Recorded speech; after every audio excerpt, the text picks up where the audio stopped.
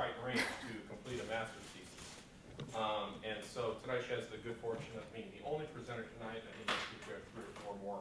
So she's kind of the kicking off. And sorry, you don't get a trophy for being the first of the season. So, but very pleased to have her present. She'll, I think we'll take 40 or 45 minutes to get through the presentation. Please hold your questions until the end of the presentation, at which that point, right now I'm the only faculty member in the room that I'm seeing.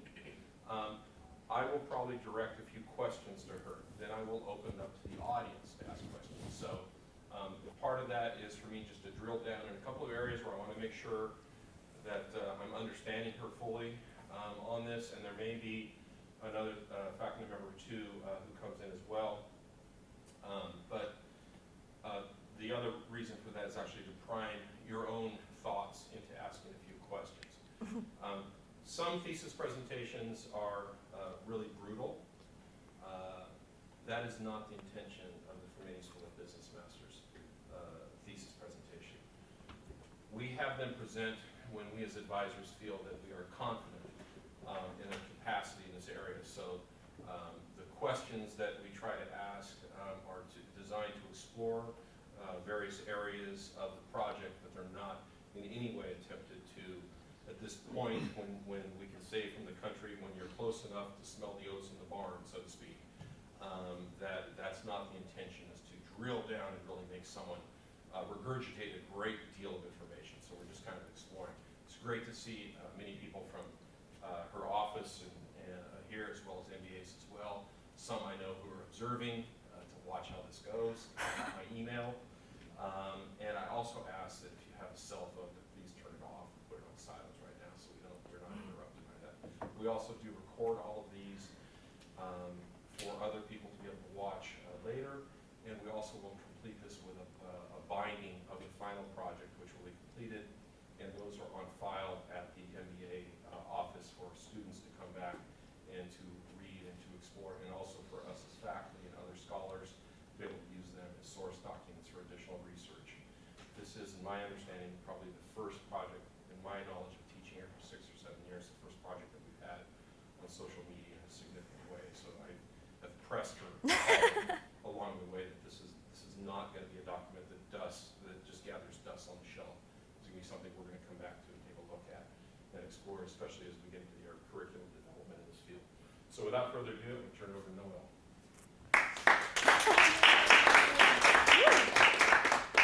Quite the introduction, thank you.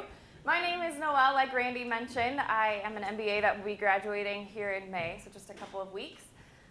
This business plan is something that not only fills a passion of mine for social media that I've discovered the last few years, but also a need that I've found in the small business market.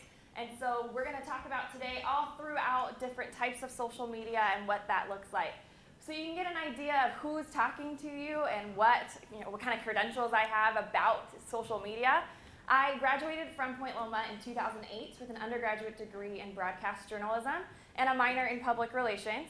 I had quite a few different internships with different public relations firms, as well as my first job out of college was with a technology firm up in San Luis Obispo.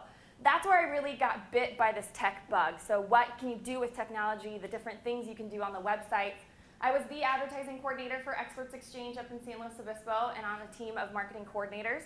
So I worked throughout the website with all of our different providers of advertising to make sure that they were happy and that I was happy with the product that they were giving us.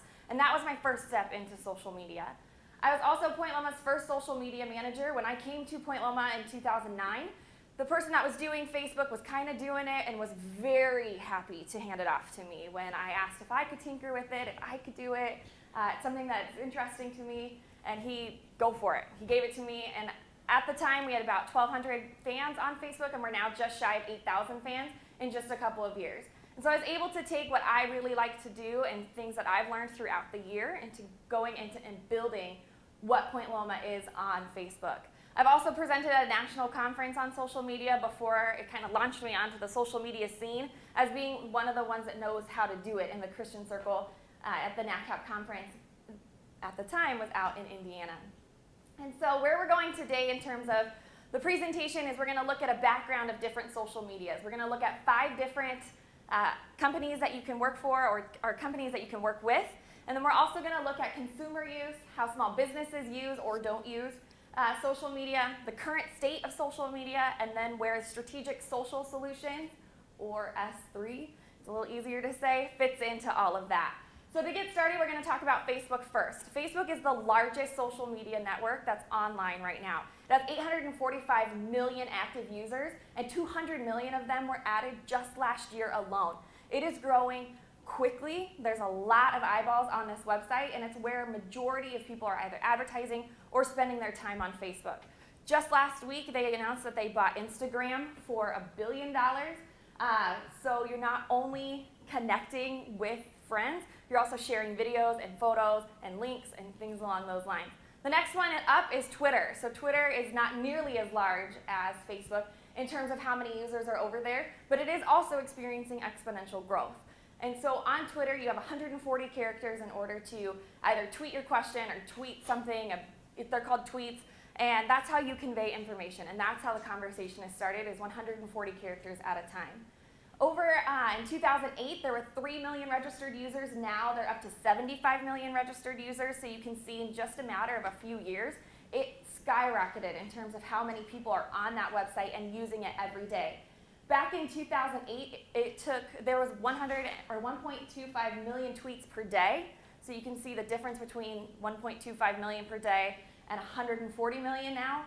So in just a matter of a few years, so you can really see the growth. It's really starting to get a lot of momentum being built up behind it. Google Plus is the new one on the scene. And so it got a lot of hype if you were in the social media kind of networks and markets, and so you were able to see the build up for it and to see what was going to happen with Google Plus. It hasn't really performed as well as they thought it was going to. It didn't really take off as quickly as they thought it was going to.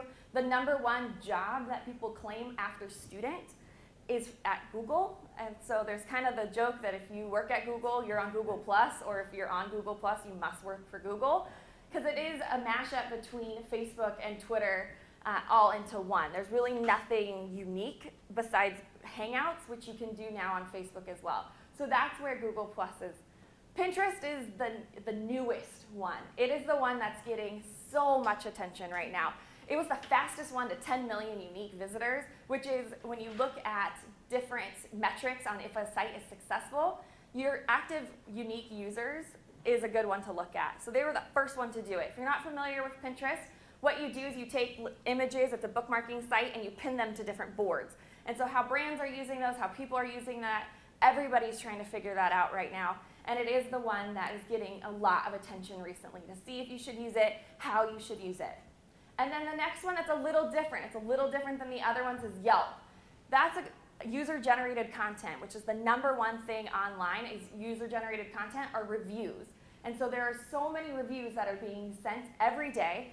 Since the start of Yelp, back at its inception, there's been 25 million different reviews that have been posted online.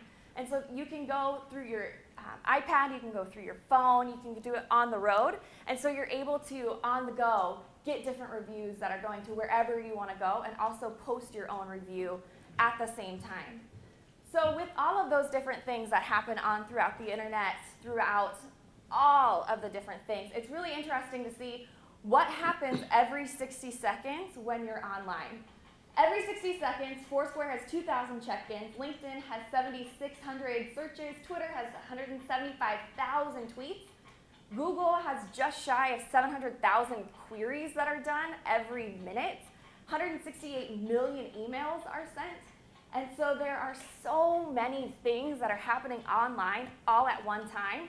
And so you're able to get so much information so quickly and also share so much information so quickly.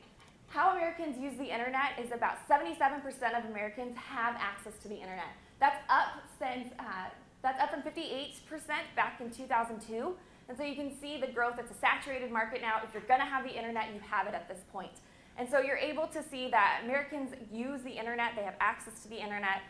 Compared to 80% over in Australia have the internet, and then 37% in Brazil. So with 77% in America having access to the internet, it allows us to look at social media as a viable advertising, look at a viable way to communicate because so many people have the internet that they're able to get their information how they want it.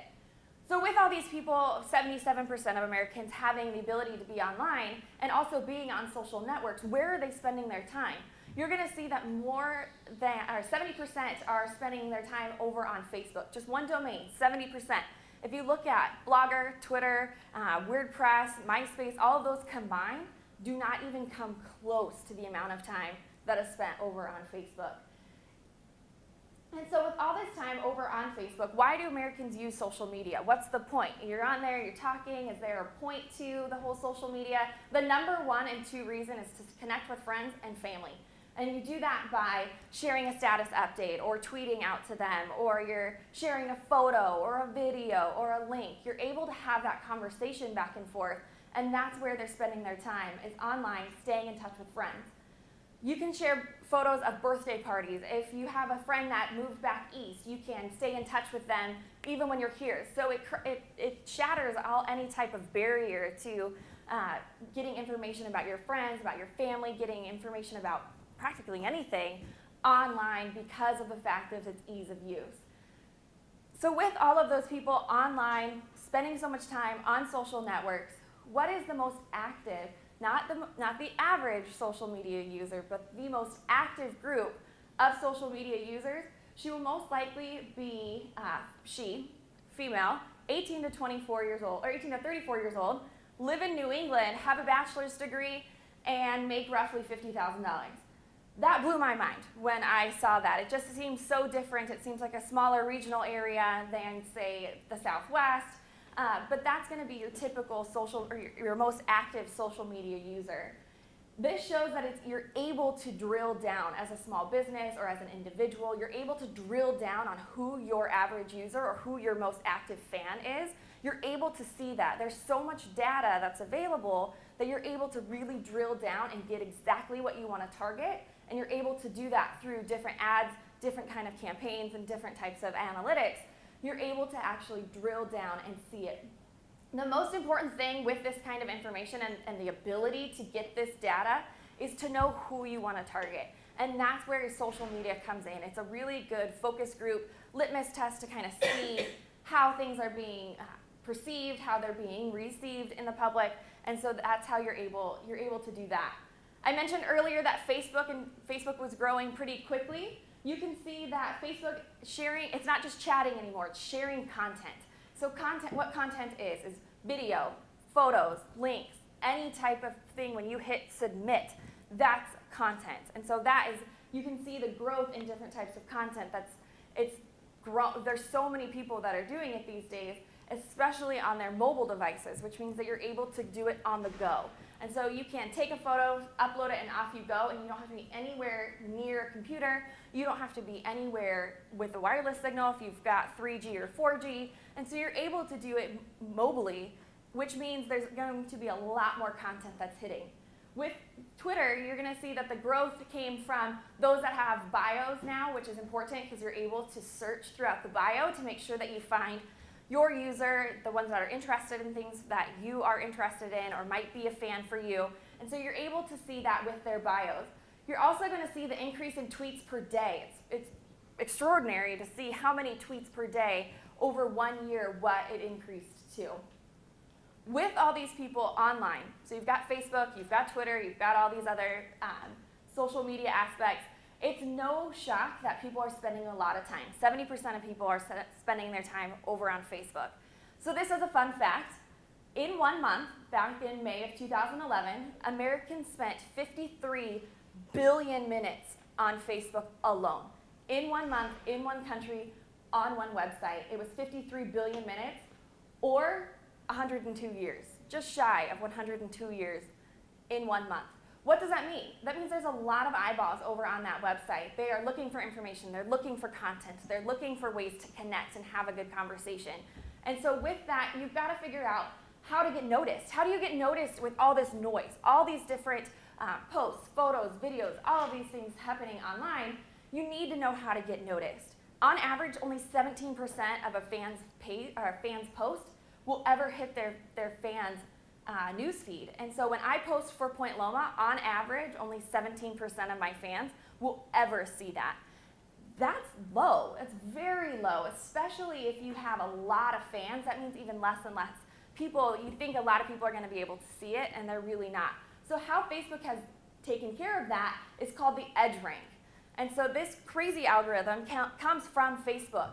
What it means is that you have 3 different things that go into having something rank high on your news feed. So when you click top stories instead of most recent, what does that mean? How did they figure out it was a top story? It most likely had a very high edge rank. So it takes into account the affinity score, so from me to my user. So if my dad posts something, it's going to have a higher affinity score because I'm closer related to him. But if one of my friends' friends posts something, it's going to have a little lower affinity score because I'm not directly connected to them. The next thing it takes into account is the edge rank itself. So each piece of content is called an edge. And so photos, videos, links, status updates are all ranked differently. In order of edge rank, in terms of the different pieces of content, Facebook will weight a video first that's uploaded directly to Facebook, not a link through YouTube. It will then on the second spot rank photos, and so photos, the ones that you upload, those ones are ranked second. The third one is going to be links, so any type of link to any type of website, whether it's news or video or anything along those lines, will be ranked third. And the fourth weight would be just a regular status update. It also looks at time decay. So time decay, what that means is that it's not just a stagnant score when you get your edge rank. It's a running total of the time that it's been online, your affinity score. So your time decay is going to be, if you posted 1 minute ago, your time decay is going to be pretty low. My posts from 3 weeks ago have a really high time decay because of the fact that they have been off, they're not new, it's not new content. All of that comes together and it is a sum of the total that gives you your edge rank. No one can tell you what your edge rank is. It's impossible. Facebook hasn't rolled out a way to figure that out, but you're able to kind of manipulate it. And if you post a lot more videos, or if you post more photos, you're going to start seeing a higher engagement on your Facebook pages. So with all of this information, you have Americans using social media in a lot of different ways.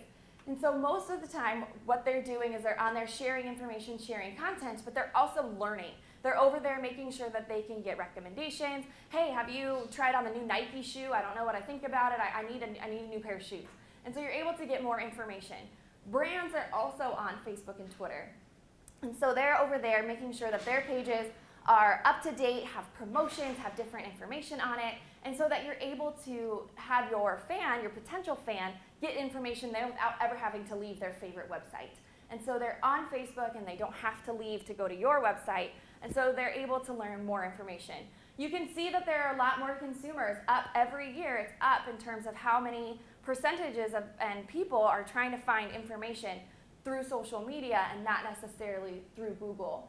How you can do that is tweeting a question. And so if you tweet questions out to the general public, if you have a lot more fans, so if you have more than 100 fans, you're more likely going to just tweet out to everybody, and you're just going to tweet a question. Hey, what do you think about the new movie that came out from Disney?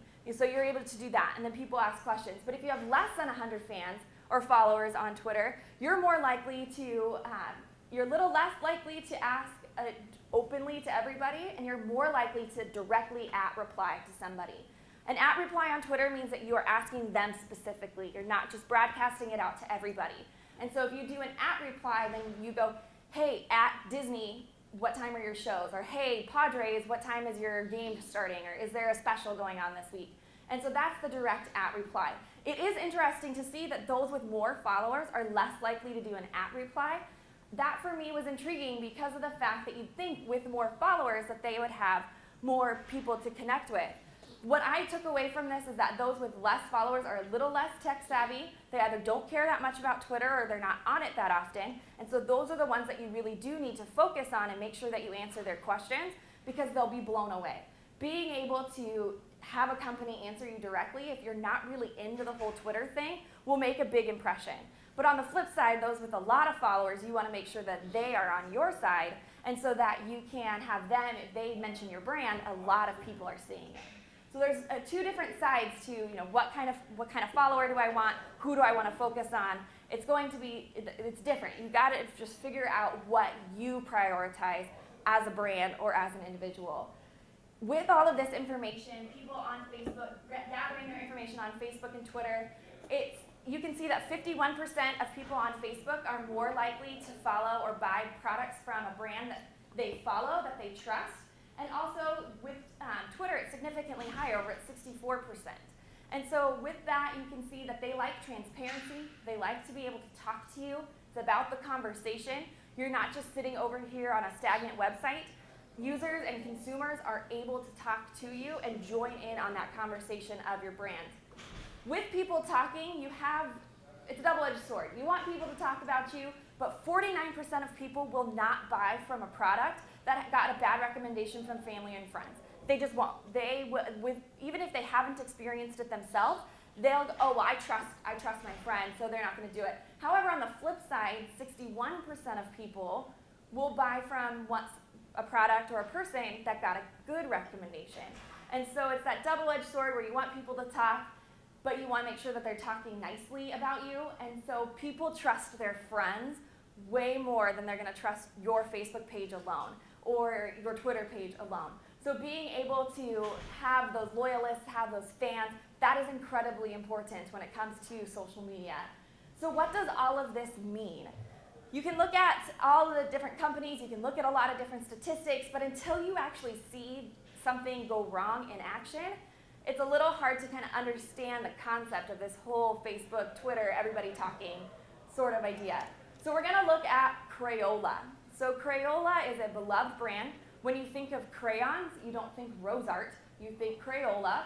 They had $700 million in sales in 2010, and so they have so much product, they have so many fans. When you think about your childhood, a lot of times it's going to have Crayola things in it.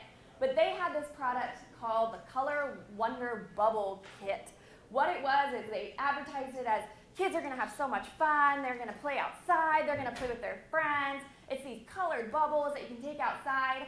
Amazon, which is the largest online retailer, even says it's washable and you don't need batteries and it's a great toy. And they claim that it's washable. Again, we're going to come back to that. You Google image, you get those really nice, cool kids playing outside. You also get something that's spilled, but it's supposed to be spill resistant. It's washable, really? It looks like my kids' shoes are ruined. And this is user-generated content that's been uploaded to Amazon and up onto Google. So if you do one little search for these Color Wonder Bubbles, you're going to see both of these different sets. When people are talking, you're going to see that they might not have the nicest things to say about you, especially if you're not diligent about your products. Crayola is a beloved brand, yet it gets an F. Do not buy. You're going to get a call from me on Monday. These are the bubbles of the devil. Crayola, you get an F. It talks about the bride. It's pulling on emotions. Could you imagine using this at a wedding? People use bubbles at a wedding. So what if your colors were pink and blue and then you decided to have this? Your dress would be ruined.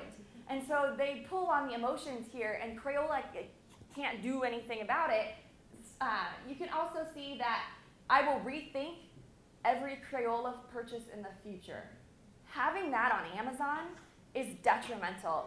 And so Crayola did not get nice reviews in Amazon. Of 163 for this one product alone, only 14 people gave it higher than 2 stars. 163 reviews, 14 people gave it higher than 2 stars. If you do just a quick search of the 163 reviews, 22 of them said the word horrible, 43 of them said do not buy. That's something that you don't want in your product, but it's something that social media, this is the current state of social media. You're able to have user-generated content and able to just post on the go. They're able to do it on their phones, they're able to do it from anywhere. But small businesses, they can't avoid this. And so going into, you don't have to be Crayola. You don't have to be on the international and national sales scale or stage for your products. You can be just your local mom and pop restaurant or car shop. So you're able to avoid these kinds of reviews. How you do that is by joining the conversation. So I travel a lot. I travel for work. Every year I've had a new territory, so that Chinese food place I liked in Phoenix is not going to be there in Sacramento. I've got to find new places. How I do that is on Yelp. I rely on Yelp on my phone to lead me in the right direction. When I look at something, I'm craving American food, so I'll put that in there and it gives me this whole list. Rather than looking at the 5-star reviews, I look at the 1-star reviews. I go all the way down to the bottom and look at the 1-star reviews and wonder, why?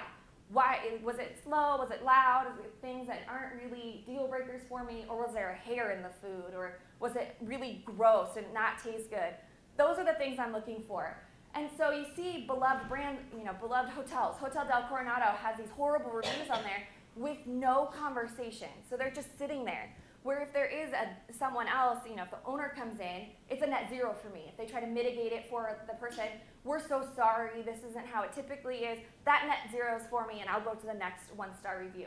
So how small businesses can do this is when you see a poor review online, the small business owner can join the conversation and say, hey, I'm so sorry, we're listening to you, we're listening to your needs, we want to make sure we make this right. And so that's where small businesses can really leverage social media to help them out, to make sure that they're over there on all the different networks, monitoring the different posts, whether they're a restaurant, they'll definitely want to be on Yelp and Facebook, whether it's a consultant that's trying to get his business ideas out there, be on LinkedIn and Facebook, you want to make sure that you're in there and joining the conversation that's already happening about you. You don't want it to be happening without you. So you want to be in there with the conversation. It sounds like a lot. It sounds like it would be something that would take a lot of time, but really in just 6 hours a week, in just as little as 6 hours a week, small businesses were able to see so many benefits for just over an hour a day during the work week. And so for 6 hours a week, you can see exponential growth in different types of whether it's search engine ranks, so when someone types you into Google, you come up at more towards the top, or if it's things on Facebook where you're getting more customer leads. In just 6 hours a week, small businesses did see a significant increase in their customer recommendations. And the best part about all this is Facebook and Twitter are free. And so they got all these high sales leads. They saw a 42% increase in sales leads on Facebook. And Facebook's free. It's free marketing. You don't have to pay for collateral. And so you're getting these leads. And so small businesses are able to leverage this. If they've got a small budget or if they have a small team, small businesses are able to do this, and they're able to do it pretty cheaply. So if it's so easy and it's so cheap, why are small businesses not doing this? Why are they failing at social media? The big part about it is that they have these assumptions of what it is. It's a young person thing, or I don't know how to do it, or I'm not tech savvy, or my business market doesn't need Facebook or Twitter or LinkedIn. So an assumption, it's not a correct assumption, but it's an assumption nonetheless. Also, the big one is commitment. They think it's going to take a lot of time, when really we saw that 6 hours a week, you're going to see, on average, you're going to see 42% higher in customer leads. And so 6 hours a week, not that big of a time commitment. But the next one was knowledge. There's so many things that you would need to know. What's a retweet? What's a hashtag? What's a follow? What's the difference between a page and a fan page and a profile and this and that? And how do I do this? And Facebook check-in, what does that mean? There's just so much information out there that they feel like they need to know. And so they feel like they've got to either do it or not do it, when that's really not the case, because there's things like strategic social solutions or S3. And so that's where my idea came in. Not only is it something that you can probably tell I'm passionate about, I do love social media, I love helping people grow, understand, and also be educated on something. I love teaching people about things. My mission as strategic social solutions is to bring social media to the little guys. I'm not bringing it to Crayola. Hyatt, Hilton, they've all got it. It's the littler ones, the little companies that don't really get it. They're really good at what they do, but no one knows about it. And so that's where I would come in and what I would love to do. Not only would I be filling a need, it's the number 2 job that is desired among business owners, is to have a social media expert. It's also something that is in demand right now. You've got over 50% of people will be increasing their social media budget for the following year. S3 will not hit their books on a yearly salary. And so I wouldn't be there with salary, with benefits, with this and that, allowing for more time, more resources, more money available to the small business because of the fact that I'm not a full-time employee and I already know my stuff. There's no training, there's no uptime, and so they're able to really leverage their time is money, over there on Facebook. Looking at the different analysis when you are starting a business, one of them is the SWOT analysis. Strengths, weaknesses, opportunities, and threats. I, as a social media expert, guru, I have level 2 certification from the Online Marketing Institute, so that's definitely something that is a strength to me. Not very many people will put in the time. It's about a 6-month program to be able to go through all the different classes, and I have that, and that's some knowledge that I would bring to the table. Also, an opportunity for me is the fact that I do have the different types of communication skills that maybe someone else might not have. I really like to sit down with people and make sure that they understand it and not just talk at them. I want to work with them. I want to work through it, through their questions with them. And so that's definitely an opportunity that I have. A threat, though, is everybody thinks they can do social media. Everybody is on Facebook, so how hard could it be? That's definitely a threat. I also have no design experience, and so a goal for me with S3 in the future is to partner with a designer, and so that we could be a team. He or she might not know social media, but I do, and they can design something awesome for me, and we can tag team it together.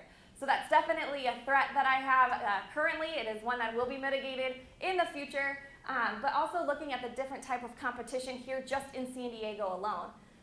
If you go on the Better Business Bureau, there's 54 registered. They're just registered with Better Business Bureau. So there's going to be way more than that haven't registered, that have social media somewhere in their business. They claim to be a social media business of some sort. And so there's 54 of those in San Diego County alone.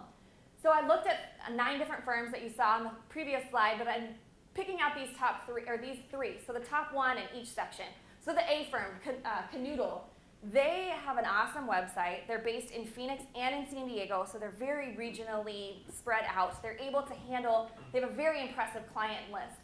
So that wouldn't necessarily be someone I would be competing with directly. That's the apples and oranges. It's somewhere I aspire to be, but as of right now, I don't have 2 offices, I have just me. If you look at the B firm, the Social Networking of San Diego, that's a little bit more of where I'm at. So they have an impressive client list, they've got designers over there as well, and they specialize in social media. And so that is definitely one of my competitors when I'm heading into this market. But then if you look at the C category, goes back to my comment about how everybody thinks they can do social media. You have companies out there that know a lot about IT, and so they're able to code and make apps, but they don't necessarily know how to leverage that, to get fans, they've got an awesome product, but they need someone like me to make sure that their products can get out. So that's where the partnerships would come into play. With strategic social solutions, there's going to be 2 different types of options for people to learn about social media and for me to work with them. The first, and I think what's going to be the most popular option, is the educational option. It's going to include a 1-hour free consulting discovery discussion where I find out their goals, what they want, what they're looking for, how big or how small, or how much time do they want to put into Facebook or Twitter or LinkedIn. What are they already doing? Is there anything over there? This is more for the social media neophyte. So someone that doesn't really know, they have a Facebook page, they have a Twitter page, but they don't really know how to use it, they don't have a fan page, or they might. And so what we would do is then I'd sit with that, either an individual or a small group that they want to get trained for 3 hours to make sure, walk them through it. So this is Facebook, this is Twitter, this is how you do it. These are your top 3 things that you should look at. I'd also be looking at their competitors to see what they're doing, and so that you're able to not only, I'd be looking at their competitors, and so then I could see what they're doing and what they've been up to, and so they aren't doing something completely different than, say, their competitor. For me, I look at other universities to make sure that we're on par, we're doing the same thing. If they've got a good idea, that I can kind of come up with that later, kind of see the trends, where it's going. The second option would be the consulting option. So that would be for ones that already kind of know what they're doing. They just want some help, they want some strategic guidance, and that would be a per hour basis. And that would be working, just checking in on their Facebook pages, making sure that they're doing it right. Right, there's really not a right or a wrong way, there's a better way to do social media. And so I would be able to meet with them and help them understand what they need to do, how they can do it, and what avenues that they can do all of their different social media advertising. The financials, it's the fun part of can I make money at this, or am I going to have to keep my day job all the time? So looking at the first year, so it's starting this year, I have a goal to have 10 educational sessions with different companies in the San Diego, Southern California area, with the goal of the following year to double that. That's also in the consulting hours, hoping to do right around 500 consulting hours throughout the year, and then again double that in the following year. If you look through, it's pretty typical expenses. I do have travel expenses on there, as well as technology, updating my laptop when I feel like it's gotten out of there. Also having travel increasing for the next following year, because I'll be having more clients and more meetings, and that's what I'll be spending more money on that way. Also making sure I can go to conferences, paying for those. I'd love to speak at some of those, the travel fees to all of those. That's where the finances would come into play. Or the bottom line, can I make money at this? First year, nothing to sneeze at, but $45,000 hopefully for the following year would be a pretty nice salary. So hoping that if everything goes as planned, that this is where it would be. With a passion and a drive and a desire, it's not going to be hard to make that happen. To be able to follow into your passion and into your dreams. If you're interested in it, it's going to make it a lot easier. Timeline for S3. I started consulting this Jim Seybert company last year when I realized I had a knack for this and that I could do it. And I just gave Jim Seybert, my dad, a couple of different tips, and he saw crazy growth on his Facebook page. And I could do this. I could do this. Point Loma also encouraged that and have really encouraged and come around me and helped me grow in terms of my professional abilities. And then in 2012, I sat down with Randy going, I want to do a business plan for my thesis. This is what I want to do. This is what I'm going to call it. And so that's where we are right now. In the future, I hope to present at national conferences to kind of get my name out there. I'm an expert in the field. Get on that stage of the social media experts. And then also in 2014, hoping to bring this in to be a full-time job. So then what I can do is only work with social media all the time, doing this for all the different companies. The big thing to keep in mind is I don't want to work for a single individual or a single company.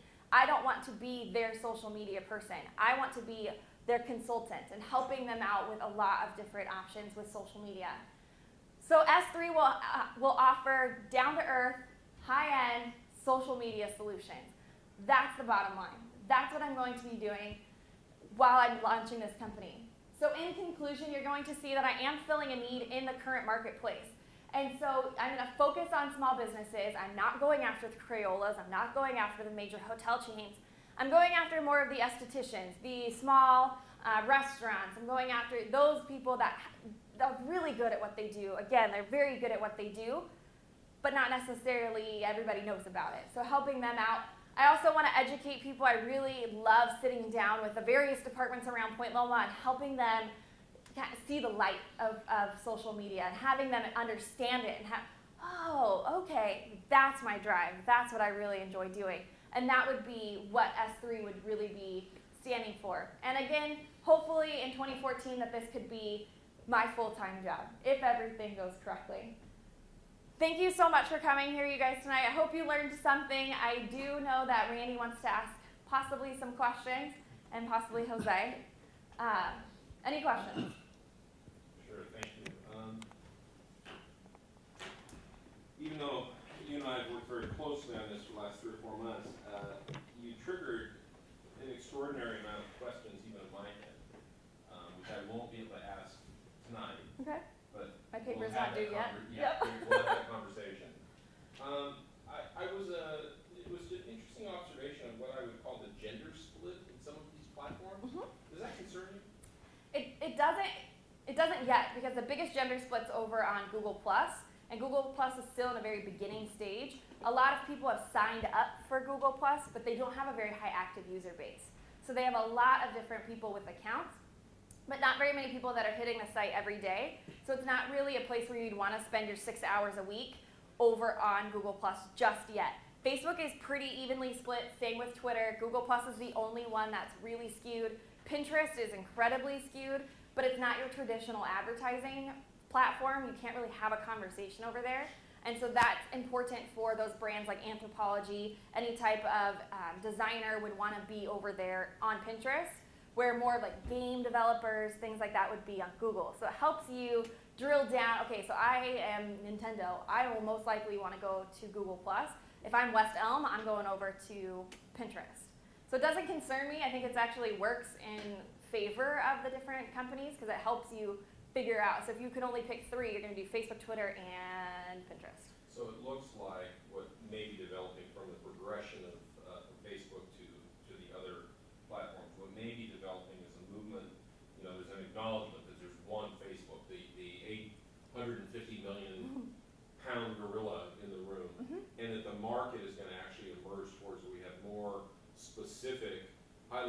much smaller, more tightly focused demographic platforms rather than trying to invent the next Facebook. But that's Yeah. what we do. If you look at Ning.com, so it's a Ning social networking, you can have niche markets over in Ning, and it's very similar to Facebook, but 20-somethings are here, 20-something engineers are over here, and Ning allows you to do that. It's very small, but it's very targeted. So if you have a specific product, you're able to go find your Ning market over in the Ning-dom. Let me ask, you've successfully answered 3 of the questions that I wrote down when you were talking. You actually answered them, so that's good. I won't point those out.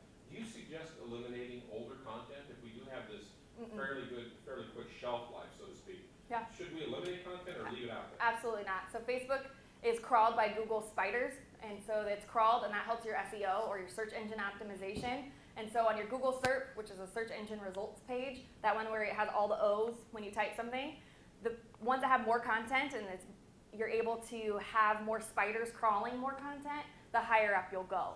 And so just because your Facebook edge rank is low doesn't mean that you should delete it, because that will then hurt your Google rank, which people are still doing a lot of queries over there as well. So they're mutually beneficial unless you delete them. Okay.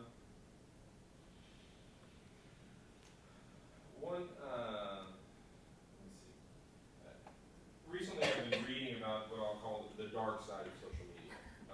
And I'm speaking from a financial and a business side. One is the scandal around Groupon related to the restatement of their financials and a really terrible IPO that's hit the market. I don't expect to have great expertise on that topic, but I would just say there's a lot of bad press going on right there in the midst of that now. And the other one that's more interesting to me is a considerable amount of pushback that is developing as to Yelp. And there's at least allegations that Yelp is penalizing companies who will not pay for certain products and services that Yelp brings out, and they'll honor they'll somehow, these great reviews develop, that there's a gaming of this system occurring and I use Yelp, it's an app I use. Talk to me about this. Is this a concern to us?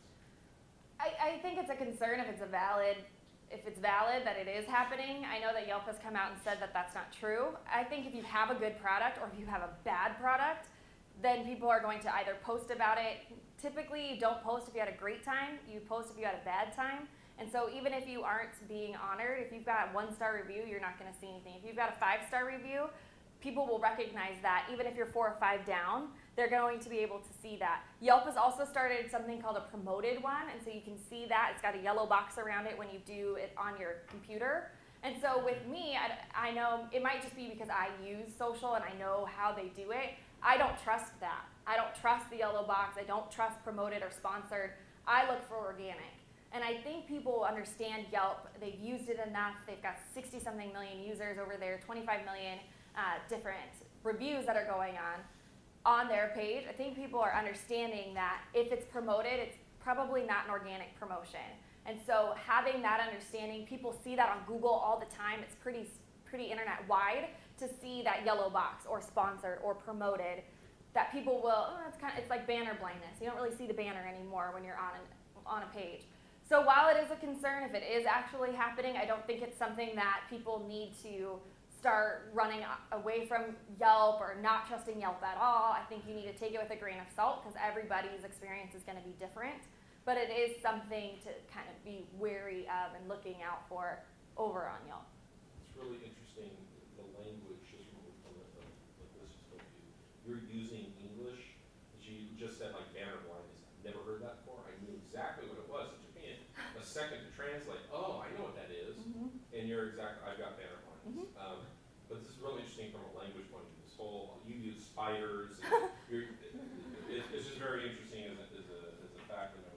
A couple suggestions that I would say we'll have to look at this in the final printed thesis that we're doing. As to your options and products,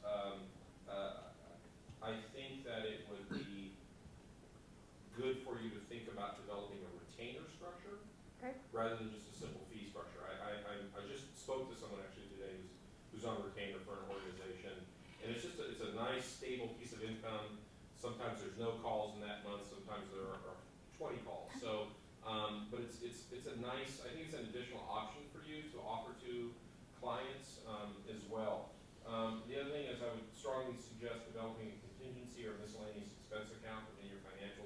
My rule of thumb in developing companies is I normally will do 10 to 20% of my top line, or whatever my expenses are. If it's $80,000 of expenses, I'm going to build $8,000 to $12,000 in this miscellaneous and expenses. Like at the end of the year, I've only spent 1,000 of that. I'm a smart guy, so always budget high. Let's fatten those expenses up and plan that way. I'd rather go that way, just from way of advice. Okay. I'm going to open it. Jose, I know you came in real late. Any questions from Jose or anyone else? Anybody like to ask any questions or comments? I have one. I'm Steven. Hi.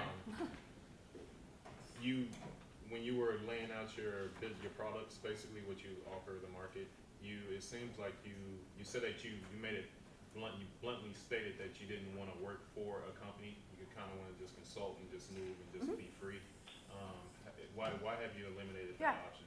That's a good question. I get asked that a lot.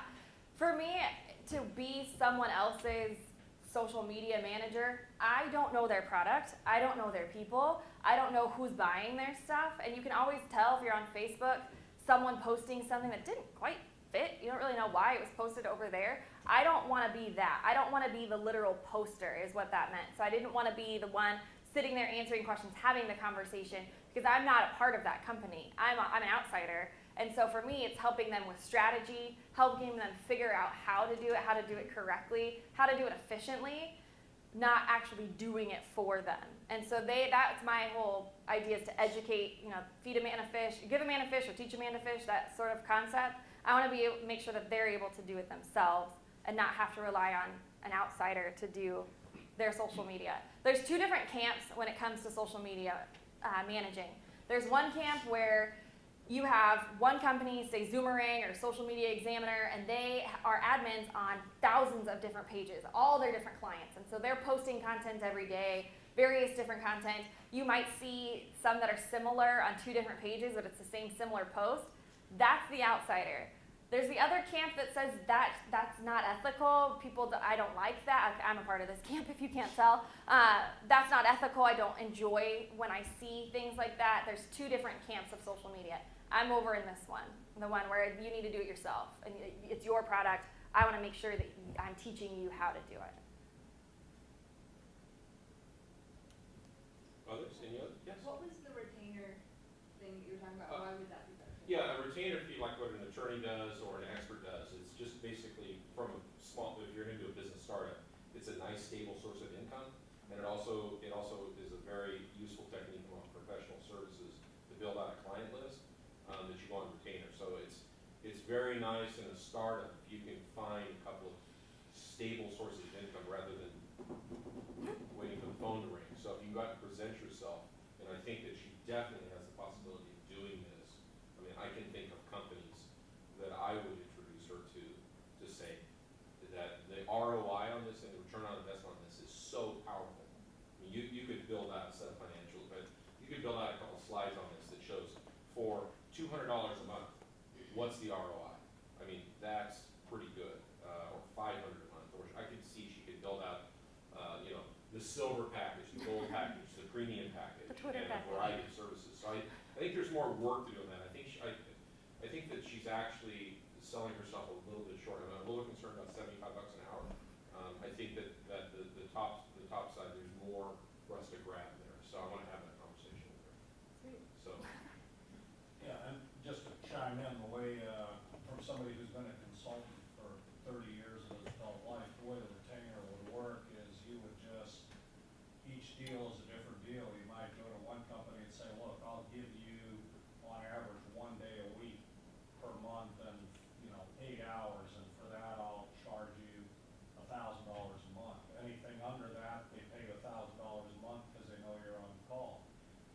Some months they might use you 3 days. Well, then if it goes above that, then there's a sliding scale above that, but at least the company knows that they have your services on call, and they didn't just hire you and then you're gone, and they call you when they need you, and you say, well, I can't go because I'm doing a job in New York City or something. They know that they have access to you, and that's worth something. And they also know they have a fixed expense. They can Exactly. build it into the projection. projections out the next 12 or 18 months. Yeah. I'm gonna spend $400 a month on social media. Yeah. And that's good for a budgeting point. Yeah, exactly, and I think that's, and for small companies, that's, like Randy said, that's a fixed cost item for them. They know that they have an expert they can count on, and it's a great way to build a clientele. Any other questions? Yes. Do you foresee that social media, Facebook, will actually overtake websites, or? Yeah, it actually is. It actually is right now. I don't have exact numbers, but businesses are spending more time designing Facebook pages and making sure that their Facebook page looks good and that their website, it drives traffic to your website, so you want to make sure that you have viable information over there. But with the new Facebook timeline, you're able to post milestones. You're able to post a lot of different pieces of content throughout to tell your story. Where your website, you might not have the flash capability. You might not know how to code all of that. Where Facebook, it's there. It's done for you. It's a widget, and you just put it in, and off it goes. And so with so many people spending 53 billion minutes in 1 month, of course, businesses are going to take notice of that. And that was in May of last year. So I can't imagine what May of this year will be if 53 billion minutes were before 200 million people were added in 2011. And so just sheer volume makes sense that your page will be seen by more people more often over on Facebook than it will on your website. Yeah. One more question. Sure. The 73% of Americans, I guess it was, that was online. 77% of Americans have the internet. Right. Did that include mobile Yeah. smartphone users? Yeah, Okay. so access to the internet. Okay. Yep.